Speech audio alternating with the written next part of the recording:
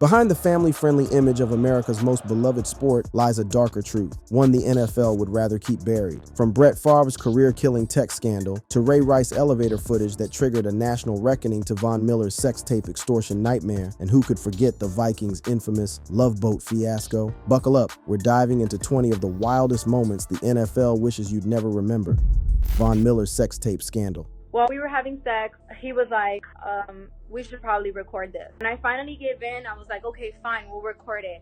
So I pulled out my phone and we started recording. In 2016, Denver Broncos star and Super Bowl MVP Von Miller found himself entangled in a high-profile scandal involving a sex tape recorded during a vacation in Cancun, Mexico. The controversy centered around Instagram model Elizabeth Ruiz, who allegedly demanded $2.5 million to keep the video private, prompting Miller to take legal action to prevent its release. Court documents revealed that Miller, referred to as Doe in filings, met Ruiz in June 2016 during a group trip. The two engaged in consensual sex, which Ruiz recorded on her cell phone with Miller's knowledge. He reportedly asked her to keep the video private and later to delete it, to which she responded, "Gotcha." However, Ruiz allegedly attempted to sell the tape to TMZ and a sex tape broker, claiming she wanted to emulate Kim Kardashian's rise to fame. Miller's legal team accused her of extortion, while Ruiz denied these claims, insisting she kept the video for personal use and only discussed money after Miller's attorneys made an unsolicited offer. Miller swiftly sought a restraining order, and a Los Angeles judge issued a temporary injunction in November 2016, barring Ruiz from distributing the tape. By December, she was ordered to surrender all copies, and in April 2017, a permanent injunction was granted, mandating the video's destruction.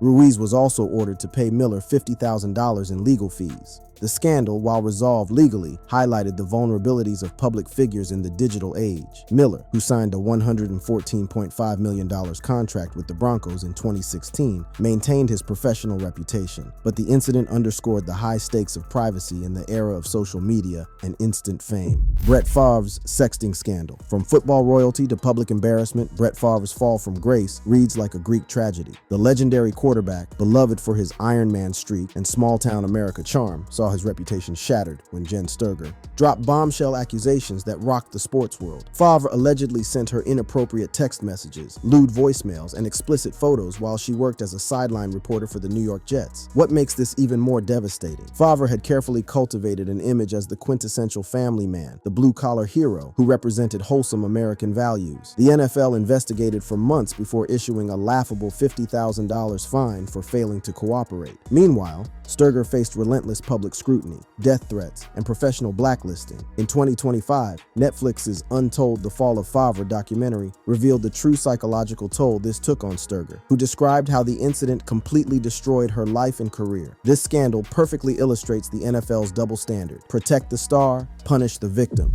Ben Roethlisberger's sexual assault allegations. Big Ben's on-field heroics couldn't save him from off-field disasters that nearly ended his Hall of Fame career. In 2010, the Pittsburgh Steelers quarterback faced devastating allegations of sexual assault from a 20-year-old college student in Georgia. The accuser claimed Roethlisberger assaulted her in a nightclub bathroom while she was heavily intoxicated. Though criminal charges were never filed due to insufficient evidence, the court of public opinion had already delivered its verdict. The NFL suspended him for 6 games, later reduced to 4, in a damage control move that satisfied no one. What made this particularly scandalous was Roethlisberger's pattern of behavior. This wasn't his first rodeo with such allegations. A Lake Tahoe casino employee had previously accused him of assault, resulting in a settled civil lawsuit. The contrast was jarring. On Sunday afternoons, Roethlisberger was leading the Steelers to Super Bowl victories. During the week, he was fending off lawsuits and public backlash. The NFL's handling? Classic corporate damage control. Enough punishment to appease critics, but not enough to truly impact their star quarterback's career. The Minnesota Vikings Love Boat scandal. In October 2005, several Minnesota Vikings players turned a team bonding excursion into a floating nightmare that would haunt the franchise for years. Stars like quarterback Daunte Culpepper and cornerback Fred Smoot organized a party on 2 chartered boats gliding across Lake Minnetonka. But this wasn't your typical team. Dinner witnesses described explicit sexual acts performed in full view of horrified crew members, with allegations of sex workers flown in from multiple states. When photographs allegedly showing actual intercourse surfaced in police reports, the scandal exploded across across national headlines. 4 players faced criminal charges, including indecent conduct and lewd behavior. The aftermath was swift and brutal. Head coach Mike Tice was fired, the team's reputation was in tatters, and the Vikings became the punchline of every late-night comedy show. This incident became so infamous, it spawned the term "pulling a love boat" to describe any team scandal gone viral. Even Governor Tim Pawlenty weighed in, calling the players' behavior an unprecedented embarrassment to the entire state of Minnesota. Michael Vick's dogfighting empire. Of all the NFL scandals, none shocked America's moral conscience quite like Michael Vick's dogfighting operation. The Atlanta Falcons' electrifying quarterback, fresh off signing a $130 million contract, the richest in NFL history at the time, was arrested for running an interstate dogfighting ring called Bad News Kennels. The horrific details that emerged during the federal investigation painted a picture of systematic animal cruelty. Dogs were brutally executed for poor performance, and the operation involved illegal gambling worth hundreds of thousands of dollars. Vick initially denied involvement before eventually pleading guilty to federal charges. He served 21 months in federal prison, lost his entire fortune, and was suspended indefinitely by the NFL. What made this particularly devastating for the league was that Vick wasn't just any player. He was the face of the new NFL, the first $100 million quarterback, and someone Nike had built an entire marketing campaign around. PETA protests erupted at NFL stadiums nationwide, and the sport faced unprecedented scrutiny about its culture of violence extending beyond the field. Though Vick eventually returned to the NFL and attempted to redeem himself through animal welfare advocacy, this scandal forever changed how the public viewed professional athletes and their responsibilities off the field. The elevator video that changed everything. No single video has done more damage to the NFL's carefully crafted image than the 17 seconds of surveillance footage from inside an Atlantic City casino elevator. On February 15, 2014, Baltimore Ravens running back Ray Rice was caught on camera punching his fiancée Janny Palmer, knocking her unconscious. The initial grainy footage showed Rice dragging her limp body out of the elevator, but the NFL initially responded with a laughable 2-game suspension. When TMZ released the full elevator video showing the actual assault, public outrage exploded like never before. The NFL was forced to impose an indefinite suspension. The Ravens terminated Rice's contract, and Commissioner Roger Goodell faced calls for resignation. What made this scandal particularly damaging was the NFL's bungled response and subsequent cover-up attempts. An independent investigation later revealed the league had likely seen the full video but chose to ignore it, prioritizing Rice's on-field value over domestic violence prevention. This incident forced the NFL to completely overhaul its domestic violence policy, implement mandatory sensitivity training, and acknowledge its institutional failures in protecting victims. The Rice scandal became the catalyst for the #MeToo movement within professional sports, forever changing how leagues handle allegations of abuse. The butt fumble. Some moments are so ridiculous they transcend sports and become cultural phenomena. Enter Mark Sanchez and the New York Jets' most infamous play in franchise history. On Thanksgiving night 2012, with 52 million Americans watching, Sanchez took the snap, turned to hand off to the running back, and then crashed face first into his own guard's backside. The ball popped free, the Patriots scooped it up for a touchdown, and the Jets' season and Sanchez's career effectively ended in that moment. What elevated this from simple blooper to legendary embarrassment was the context. The Jets had guaranteed Sanchez a contract extension earlier that season. Their bitter rivals were dismantling them on national television, and the replay was shown over and over again on every sports network. ESPN's Not Top Plays would feature the butt fumble for years as the gold standard of athletic incompetence. The play became such a cultural touchstone that even years later, fans would chant "butt fumble" at Jets games. For a franchise desperately trying to escape the shadows of their crosstown rival Giants, this moment crystallized everything wrong with the organization. Bad decisions, worse execution, and a fan base ready to mutiny. Deshaun Watson's $230 million scandal in what might be the most controversial contract in NFL history. The Cleveland Browns guaranteed Deshaun Watson $230 million despite facing sexual misconduct allegations from 24 women, most of them massage therapists. The allegations were detailed and disturbing: unwanted sexual contact, inappropriate touching, and demanding sexual acts during massage sessions. Watson maintained his innocence, with no criminal charges filed, but 2 grand juries' decisions not to indict didn't convince the court of public opinion. What made this particularly outrageous for many was the Browns' desperation to land a star quarterback, seemingly at any moral cost. They structured the contract specifically to minimize the financial impact of any potential suspension, giving Watson a league minimum base salary in his first year. The NFL's response? An 11-game suspension and a $5 million fine, which critics called a slap on the wrist given Watson's massive earnings. Female employees of the Browns reportedly felt blindsided and horrified by the organization's decision. The scandal continues to haunt the franchise, with many fans calling for boycotts and sponsors reconsidering their relationships. This situation perfectly encapsulates the NFL's perpetual dilemma, balancing talent acquisition with moral responsibility.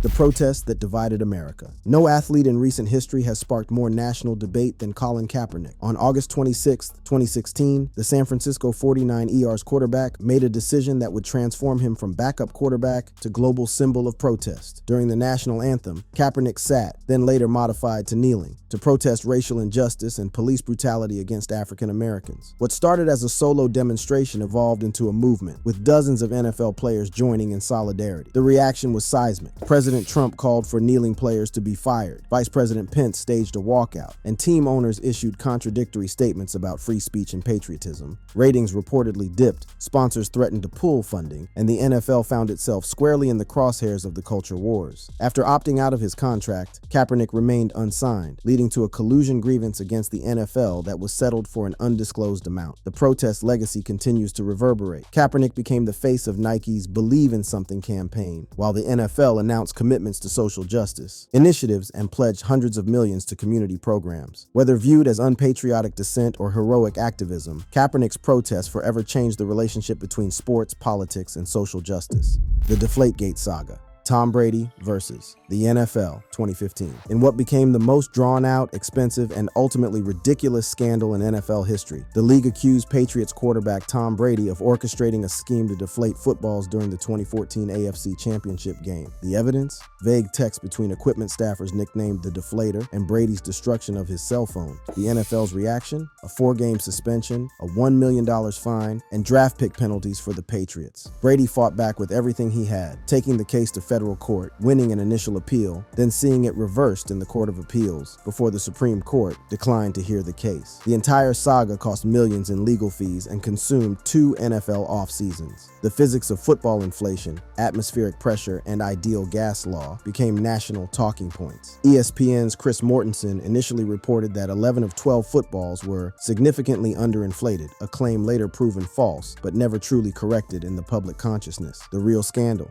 The NFL's witch hunt against the league's most successful franchise and quarterback, creating a circus that made the sport look petty and vindictive rather than focused on athletic integrity.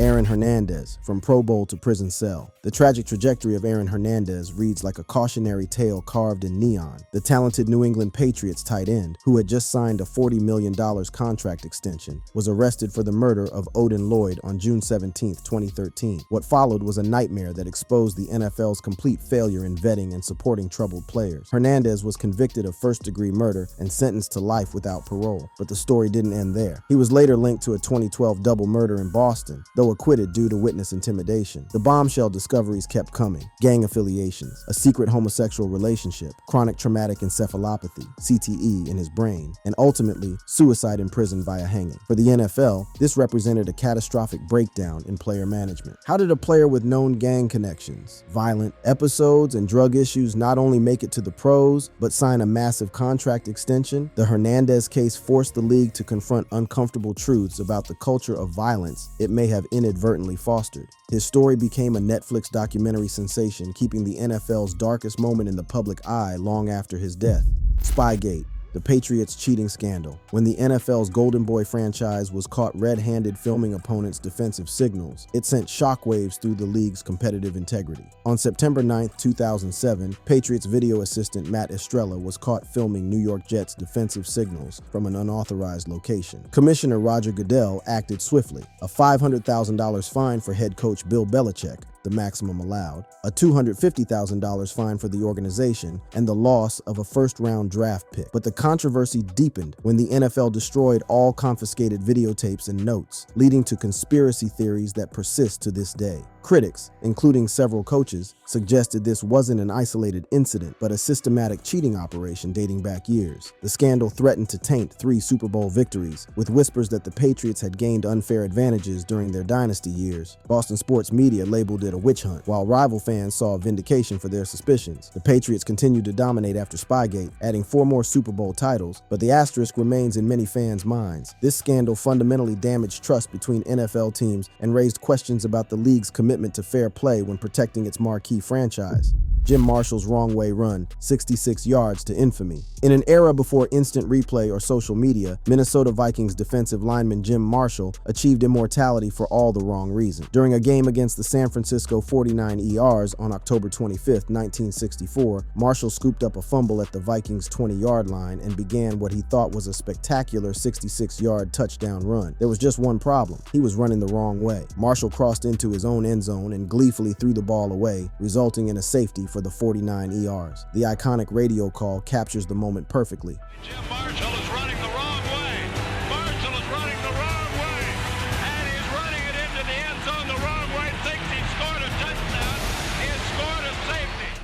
What makes this moment so enduring is Marshall's own good humor about it. In the following days, he received letters from fans across America, some supportive, some mocking, including one from a doctor who offered to perform an immediate eye examination. Marshall later parlayed his famous gaffe into motivational speaking, using it as a metaphor for bouncing back from mistakes. Incredibly, the Vikings still won the game 27-22, with Marshall recording a legitimate fumble recovery later. This moment became the template for every major sports blooper compilation, proving that sometimes the most embarrassing moments create the most lasting legacies. The 2011 NFL lockout. Billionaires versus millionaires. For 136 days in 2011, America's most popular sport ground to a halt as billionaire owners and millionaire players engaged in a financial standoff that threatened the entire season. The central issue? How to divide a $9 billion pie. Owners wanted an 18-game season, up from 16, without additional player compensation, while players demanded better benefits and health protections for retired athletes. The public sympathy? Practically non-existent. As unemployment soared and average Americans struggled with recession fallout, watching wealthy entities fight over billions was tone-deaf at best, insulting at worst. The lockout endangered everything from training camps to preseason games to potentially the entire regular season. Small businesses that relied on game day revenues faced bankruptcy. Die-hard fans organized protests outside league headquarters. The eventual resolution maintained the 16-game season, improved player benefits, and extended the collective bargaining agreement to 2021. Commissioner Goodell called it a win for football, but the damage to fan trust was irreparable. Many Americans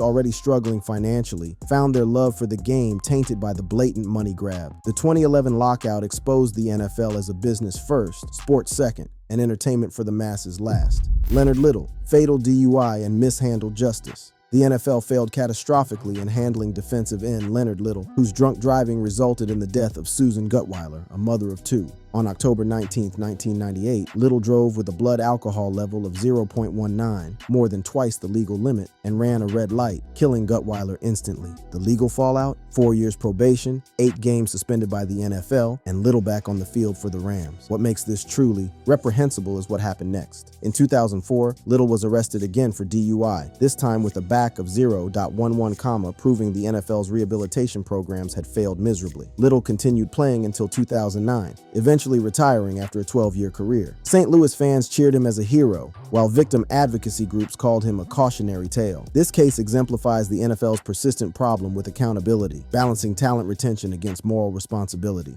Little's career earnings exceeded $50 million, while the family of his victim received minimal public acknowledgement. The league's tepid response set a dangerous precedent. Star players could literally get away with vehicular manslaughter if they were talented enough. This scandal remains one of the darkest examples of the NFL prioritizing wins over lives. The Hail Mary and the replacement officials fiasco. In a move that prioritized profits over game integrity, the NFL employed replacement officials during a contract dispute with the regular officials union. The catastrophic culmination, the Hail Mary game between the Seattle Seahawks and Green Bay Packers on September 24, 2012. With seconds remaining, Seahawks quarterback Russell Wilson heaved a Hail Mary into the end zone. What happened next sparked the greatest officiating controversy in NFL history. Replacement official Derek Rome Fryer ruled the play a touchdown, while colleague Lance Easley initially signaled touchdown and interception, finally settling on touchdown. Replay showed Packers defender M.D. Jennings clearly intercepted the ball, but the replacement officials lacked authority to overturn scoring plays. Seahawks receiver Golden Tate's obvious offensive pass interference went uncalled. The call stood. Seahawks win 14-12. The next morning, the NFL caved to pressure and reached an agreement with regular officials. Packers quarterback Aaron Rodgers' reaction summed up the sentiment. It's incredible. But you know what? We gotta move on. The refs are coming back. This debacle exposed how the NFL's greed could compromise the sport's fundamental fairness. The phrase "Fail Mary" entered the sports lexicon as shorthand for catastrophic decision-making and its far-reaching consequences. Antonio Brown's complete meltdown. What happens when immense talent collides with unchecked ego and possible mental health issues? Antonio Brown happened, once the NFL's premier receiver with the Pittsburgh Steelers. Brown's descent into chaos reads like a screenplay no one would believe. The lowlights include demanding a trade from Pittsburgh, getting released by Oakland Raiders after bizarre incidents including frozen feet and taunting the GM, rape allegations, alleged threats to accusers, an NFT scam, allegations of exposing himself to a guest at his luxury hotel pool, and the grand finale stripping off his uniform mid-game with the Tampa Bay Buccaneers and storming off the field while gesturing obscenely to fans. Brown's social media presence became a public service announcement for CTE concerns. Tom Brady called him a friend while privately acknowledging he was fucking insane. The NFL's handling? Complete chaos. Teams kept signing him despite red flags brighter than Times Square. His talent was undeniable. Consecutive 100-catch seasons with 3 different franchises. But the drama overshadowed everything. This wasn't just a player with problems. This was a breakdown of the entire system designed to identify, support, and when necessary, remove troubled athletes from the spotlight. The Indianapolis Colts' midnight move from Baltimore. In perhaps the shadiest franchise relocation in American sports history, the Indianapolis Colts literally stole away in the night from Baltimore. On March 29, 1984, while Baltimore politicians were away for the weekend, owner Bob Irsay executed a midnight escape worthy of a heist movie. 15 Mayflower moving trucks loaded with franchise equipment and records departed Baltimore under the cover of darkness. The reason? Baltimore was threatening to use eminent domain to force Irsay to sell the team to local buyers. By sunrise, Baltimore had lost its beloved Colts, gifted to the NFL by the original AAFC, home of legends like Johnny Unitas. The emotional impact devastated the working-class city, creating generational trauma that lasted until the Ravens arrived in 1996. Irsay's deception scarred Baltimore's relationship with professional sports, breeding cynicism about franchise loyalty that persists today. The NFL's complicity in the move exposed the league's willingness to destroy communities for profit, setting precedent for future relocations. The Colts logo remains banned in many Baltimore establishments to this day, and Unitas refused to return to Baltimore as long as the Colts claimed him as their legacy.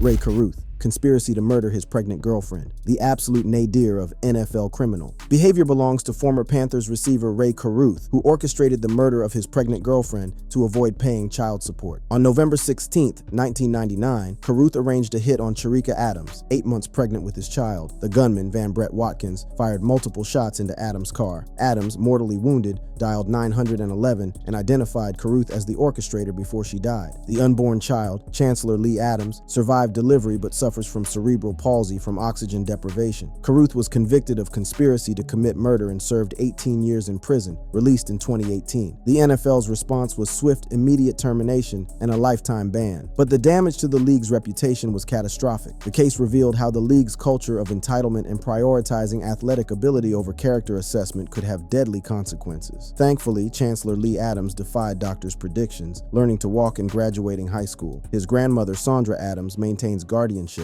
using settlement money to provide for Chancellor's care. This case remains the darkest moment in NFL history, proof that unchecked privilege and access can create monsters capable of unthinkable evil.